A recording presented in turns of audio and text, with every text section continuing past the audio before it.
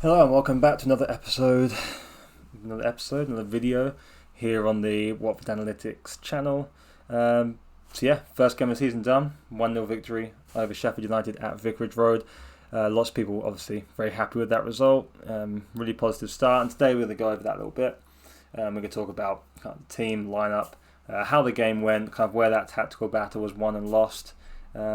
Just kind of where we go from here. We'll kind of look around the league and see how we matched up against other teams in some kind of important metrics and so on, as well as just kind of discuss things as a whole over a really positive start, over a team, a win over a team that we kind of expected to be around us. So we'll get into it. First, let me change this. Okay. All right. So we'll start with the lineup. Firstly, point out, quite like the little graphic they've got going here, especially with the fact that it shows the lineup kind of in the formation, which is nice to see. In terms of what we didn't expect the real big thing here, as I'm sure everyone felt the same way when we saw this lineup come out.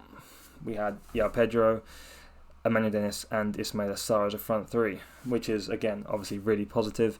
We were all hoping that would be the case. Not sure if any of us really expected it would be, especially a few weeks ago. Probably didn't expect to be in the situation where we were able to play that front three, and it was extremely effective. We'll get into that, of course, but really positive. Lineup wise, we knew Backwoods would be in goal. The back three was pretty much what we kind of assumed, and then unfortunately the two wing backs were played in this manner. We had Kamara on the right, just as we saw against Southampton pre-season, and then Ken Sema on the left. Sorry about the crows out there if you can hear them.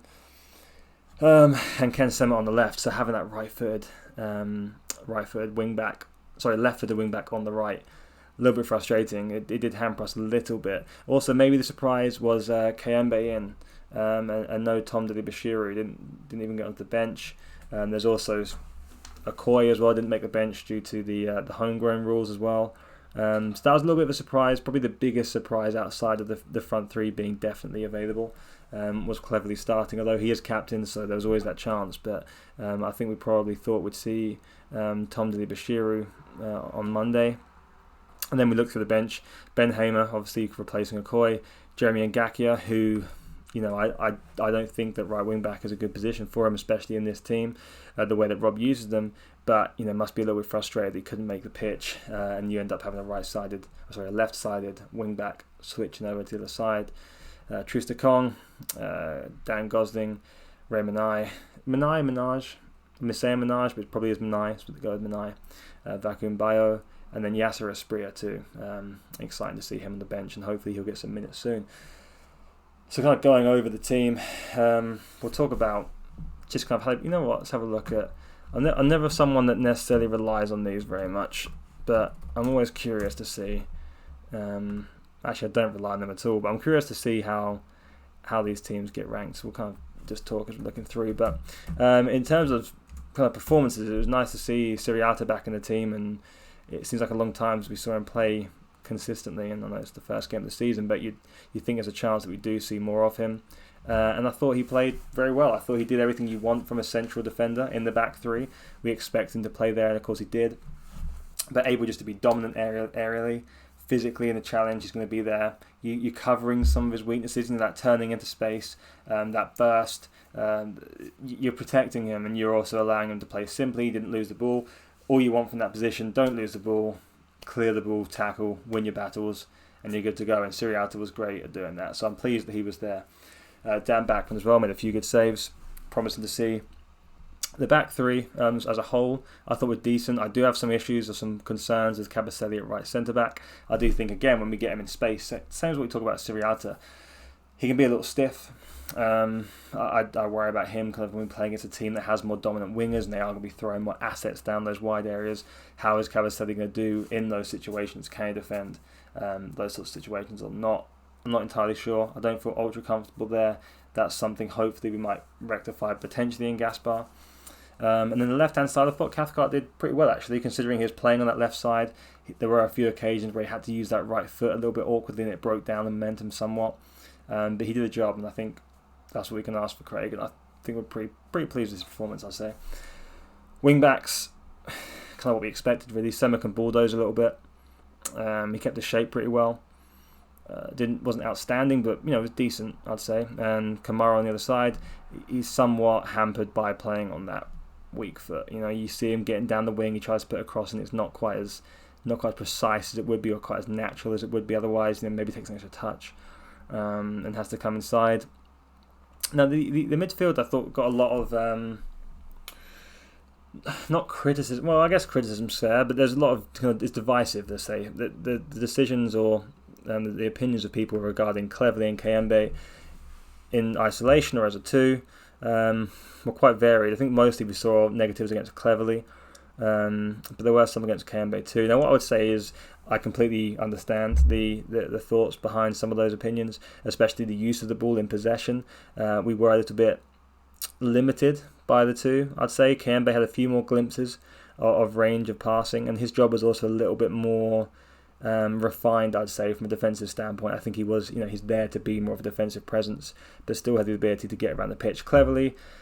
He worked hard, which we say all the time, of course. Not that makes it any less important, but he worked hard. He got around the pitch. He was disruptive, but maybe just not quite as clean in possession. We needed a little bit of help to get the ball forward. I think what does compensate for that, however, is the front three we have. Obviously, that front three is extremely good for the league we're playing in. Emmanuel Dennis, I thought, was fantastic. You see he gets man of the match here. I know João Pedro won the official man of the match from the club, but and from Sky, I believe. But Emmanuel Dennis was electric on Monday. He was confident. He carried the ball well. He ran to space. He got shots away, and he also pressed tirelessly. He had the effort there. You can't question the work rate and some of the attitude question marks around him. You don't see it on the pitch, put it that way. And I thought he was great. João Pedro, again, obviously the goal scorer, and he was creative. He got deep. He carried the ball. He came back fantastically at one point to win a tackle and turn the ball back over after we lost it. And this Ismail Assar, for me, I thought he was hot and cold a little bit. I'm not sure how many of you probably all do remember that last time we won the championship, it took the first 4 or 5 games we've been playing, it felt like, to actually take his man on and look to beat the man. I felt a bit like that on Monday too. I know he often ended up more centrally, so it became a little bit harder for him. He wasn't isolating that player, but I want to see a bit more energy, a bit more freedom to look and kind of get on that shoulder, play against the man, or if you're standing him up, take him on and run. So often he kind of just slows things down a little bit and takes that pass inside, and it's not necessarily a bad thing, but you want to see him be aggressive, use his strong points a little bit more. But yeah, we were aggressive in terms of how we played. We looked to not so much dominate the ball, but pressure-wise, when we lost the ball, we looked to turn it over. Possession was, I'd say, a little bit slow. You can talk about the tempo in midfield. We weren't quick to pass that ball, I thought. We were a little bit slow, a little bit laboured at times. But once we did have the ball, especially in that front three, we carried. I mean, you can see down here, dribbles, 13-4. We were carrying that ball. Success rate is still relatively the same, but you look how many opportunities we're taking, how many attempts we're having there. 30 attempted compared to the 8 of Sheffield United. You can see that was our avenue of attack. Emmanuel Dennis taking on 6 carries there, and Ismail Assar, 0. We want to see him carrying the ball, taking players on. That's what we're looking for. And that's kind of what we'd like to see in terms of off the ball. Actually, I did make a graphic I'll bring up real quick. It's just looking at Cleverley and Kayembe here. So I just put this together and highlighted the defensive involvement of the two. This is just looking at defensive duels and interceptions. So I didn't look at recoveries here because I wanted to look at kind of more kind of less static involvement, more kind of intentional involvement. Recoveries can be, of course, but that's often just kind of getting the ball, loose balls and so on. But in terms of actually defensive duels and interceptions, you see Cleverley with the yellow markers here and Kayembe with the red. What they did do is they compensated quite nicely for that marauding run of Camara. They were able to drop in and cover as well as help support. Obviously, Stevens running down the left was more of a threat for Sheffield United, but they did a good job defensively shielding that area. So when you're pressing forward, those wing backs, we'll kind of go into some tactical board here as well. So this is obviously a mock-up of the team shape, us and Sheffield United. But when we are kind of in this situation, we're pressing forward those wing backs. You're trying to pin that opponent back. This is where the space is. If you are to lose the ball,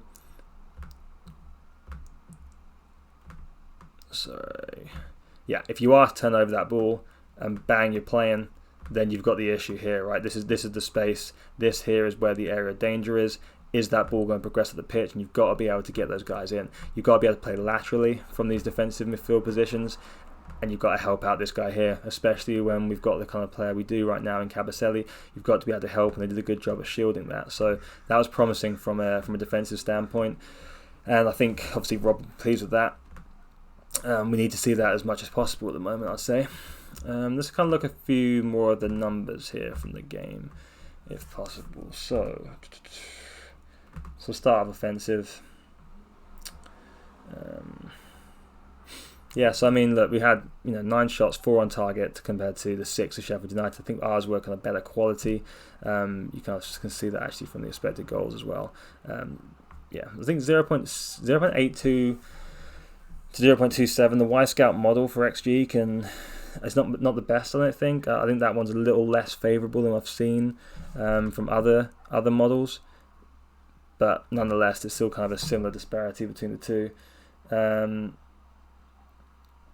that was kind of a little bit, not sure on this model, but anyway, shots obviously leading, positional attacks ended in the shot, 6 to their 3. We had 35 positional attacks in total. Look, 92% of that's coming down the left-hand side, which is again Emmanuel Dennis. We're not utilising that the right side through Sarr there either. Counter attacks, corners, we're kind of dominant in those areas. Jules 1 and so on. Defensively, we're limiting quite heavily. It's what you expect to see. They're very active in their box. Sheffield United, because we are getting players forward, 25 clearances. That's the kind of numbers you want to be seeing from the first week. Possession-wise, you can look at the passing map here. Top passers, cleverly Kamara, Sirialta, Cathcart, Pedro Sema. So that you're linking up your wing backs a little bit. They're getting on the ball, but the key for me is so often when you see, if you look at a 3-5-2 or a 3 at the back system, when you look at these passing networks, the thing you don't want to see is this too much. It's fine, in the context of everything else here, but when your top 3 are your goalkeeper centre-back or wing-back centre-back or centre-back centre-back, that's an issue. When you can have, look at some of these links here, we're getting the ball forward, cleverly Kamara, Sirialta Cathcart fine, but Pedro Sema, Kayembe Pedro, that's what we like to see, 15 connections between your midfield and your attacking midfielder / striker, number 10, second striker, however you want to refer to Pedro so that's good. I like to see that. Good accuracy in the passing in general. 80% solid. Could see a little bit more, but still solid. Good number of passes to the final third. It's decent. We could be a bit cleaner there, but still, it's decent. It's good. It's a good start. Indexes. Tempo. Okay. We can maybe bring this number down a little bit. Average distance from the shots, but again, quite long. Our passes wasn't short for a lot of a lot of them. But United play quite short themselves most of the time. But talking about United, I thought United looked really off the pace. It looked like they were behind in pre-season. They didn't look sharp, and we looked much fitter. And I think that really started to shine through. Obviously, as the game went on. Talking about shape a little bit more. So I wanted to discuss kind of how we were operating a little bit. I think the flexibility that front 3 gives you is the thing I really, really, really like. So. At times you could get more narrow. You could be a bit lopsided. I think we saw this quite a lot. We'd see this shape develop where you'd have this kind of push up on the right from Kamara. Sarr would come quite narrow, similar to what you saw with Firmino and Sarr at times. But Sarr would come quite narrow. Pedro's operating, and this is the ball carrier. You're having the ball kind of progress down the pitch and just see what Dennis can do, see what he can his trickery can develop into, and can you get numbers gambling off it. Sema was less forward. He did offer that overlap, but he's not as, he's not got the same momentum that Kamara can offer from the left there. And I thought turning over the ball too when we were out of possession, positive signs you like to see. When the goalkeeper's got the ball. I just realised there's not a goalkeeper for him. Hold on. Goalkeeper, okay. So when the goalkeeper's got the ball, how are we going to react? What's going to be the positioning of our players? How are we going to work in these situations? And I think what was quite nice to see was that we were able to actually kind of commit numbers forward. So we were able to bring that midfielder forward, drive, push them back a little bit, and really, so I'm making a mess of this now, really kind of close off those options and just take the gamble, take a little bit of a gamble, a little bit of a risk that you're going to win that ball back. And we did, we pushed in. We didn't allow them the space necessarily that they might want. And that's a really positive thing to see. We're looking to be aggressive. We're looking to win that ball back. We're looking to close those angles. You're going to make them play long. You're going to make them play long and we're going to have to recover. That's fine. We're going to make them do so. And then we can win the ball back, turn over and press. It's little things, but things we didn't see under Hodgson. I mean, in defensive situations, we're going to occupy space that we wouldn't necessarily dare to under Hodgson. We drop off so deep and we're allowing us to be a little bit more aggressive. And I really like that. It's positive. So, that being said, we'll kind of move on to, I guess we'll kind of see, I'm just trying to think of anything. I guess we'll talk about João Pedro because he was kind of in some ways the standout aside from Dennis. Obviously the goal scorer is from a great counter-attack, and that was really where we saw that pace and power from the front three. All involved in that is a good cross from Sarr and a good take on, but nice drive from Kamara. Dennis involved as well, and that cut back into an on-running Pedro, and look at the touch map of Pedro. Obviously playing a little bit deeper than last year or the year before, but he's able to be active everywhere. And these are touches of the ball, so in his own box, down both ends, both wings. If we saw this every week from João Pedro, he's having a good season. That's kind of how I feel. And obviously getting into the box as well, being active for the goal and finding space to shoot. Really impressive.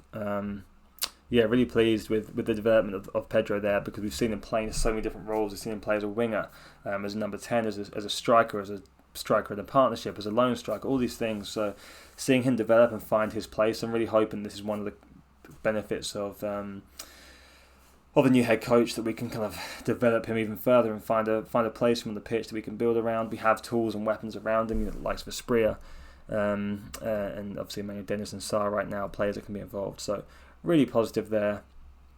Really, really happy to see that. Let's kind of have a look at the rankings to see how we're looking after week one. Obviously, full round of fixtures has been played. We can kind of have a look how we're matching up with the teams around us. Obviously, at the moment, we're still towards the top end of the league, but early days.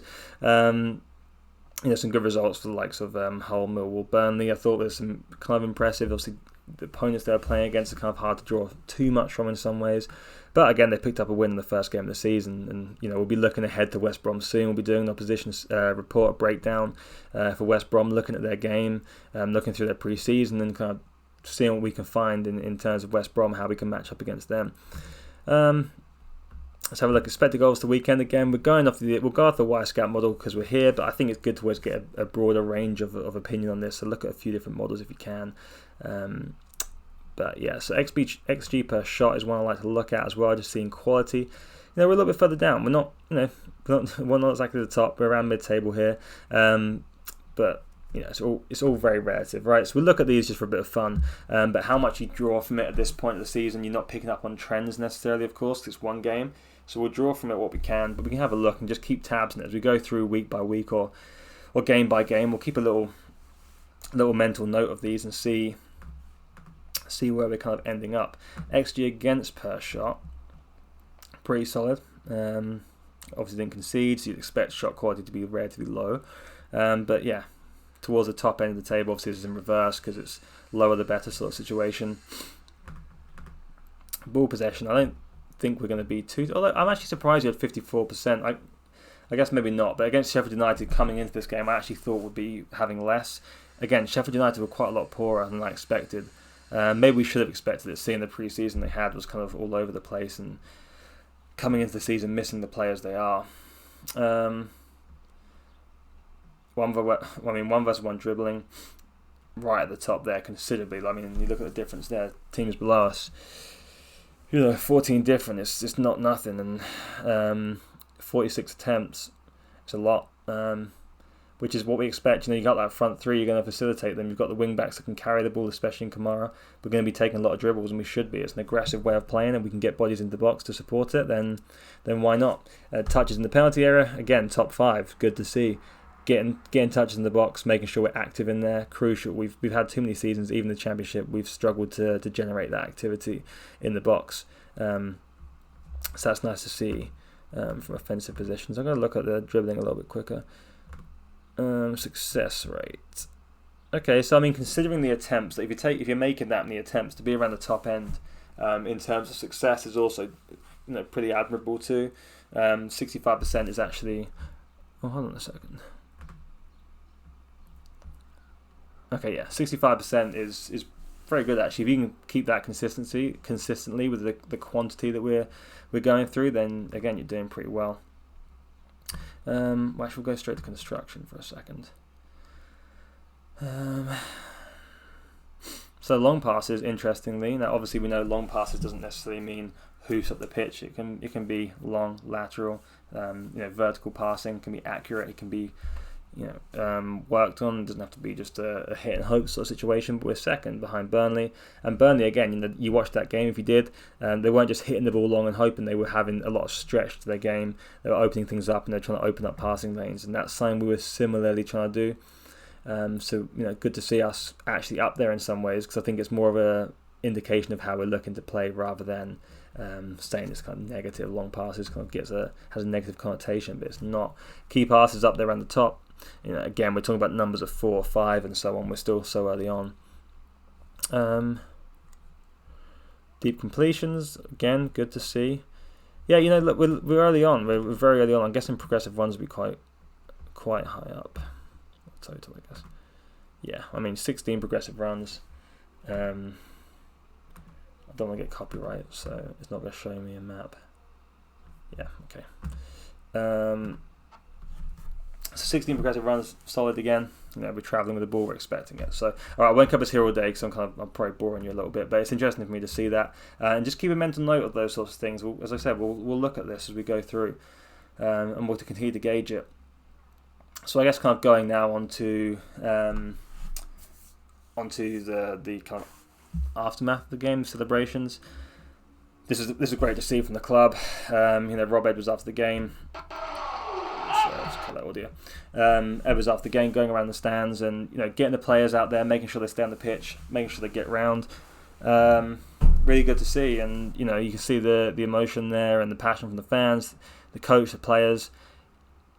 Classic fist bump there from Rob, and it's really good to see, especially after last year. You see him rallying the troops there after last year when there's so much frustration with the Hodgson stuff at Palace, and it's not such a simple thing to get players around the stands after the game. You want to see that and just have a little bit of connection. And look, I know it's a big night for Rob, and I'm sure he was happy and emotional and so on, but you got to continue that. You got to keep that unity between the two. It's so important for us as fans to feel connected to the club. And the players on the pitch, and these sorts of things make all the difference. So really good to see that. I'm glad we got some energy back there. And those who went to Vicarage Road, let me know how it was on the night. I've spoken to a lot of people that went. Obviously, a lot of my kind of friends, family and stuff have gone still. And it sounds like a really good time. It looked it. Really missed not being there, actually. Won't talk about the kind of medical controversy stuff too much, but obviously that's something of note. And yeah, again, if you have any questions, you want to talk about things further, then come over and do so. I'm still trying to work out on what we can do exactly with video, because I want to be able to have some video cues here and kind of break the footage down a little bit. I'm just concerned about the copyright stuff right now. I'm trying to skirt around that. So again, if you have any idea, let me know on that one, please. There's one more thing I wanted to mention, actually. If I may. Trust. So this is for the Watford FC Trust. I believe there's a raffle going on for this right now. But it's for the Stadium France. They make these really cool, the guy makes it, really nice guy, architect. He makes these in his spare time as a kind of hobby, for lack of a better term. But it's got a really good cause behind it. Obviously for Watford FC Trust, you buy tickets as a charitable donation effectively, but you come in with the chance to win one of these, and it's super cool model. I'd love to have it in my office. I think it's awesome. I've seen a little bit further. You'll get more images of it as we get closer to the giveaway, but yeah, please go support that. So go buy a ticket, go look at this. I'll retweet this now. I did like it. Enter, and you win something cool and you do something good. So please go ahead and do that. That's the last thing. I'm not going to plug much on this channel ever, actually, but that's one that I think is a good cause, so please go ahead and do that. And yeah, I think that pretty much covers everything I wanted to cover here. So solid result, 1-0. Move on to the next game. Looking forward to it on Monday. We'll be here for a opposition breakdown. Prior to that, as I said, we'll go across. We'll look at the opponent. We'll look at their kind of results, their lineups, kind of transfers they've had, their off seasons, kind of key players, where the two teams match up, the strengths, weaknesses, and how I think we can beat this West Brom team. So, thanks again for watching. Really appreciate being back in the office as well. It's nice. Thanks again for watching. Like, subscribe, listen to the Watford Buzz podcast, follow me on Twitter, and get in touch. Love to hear from you all. Thanks for watching again, and I'll see you next time.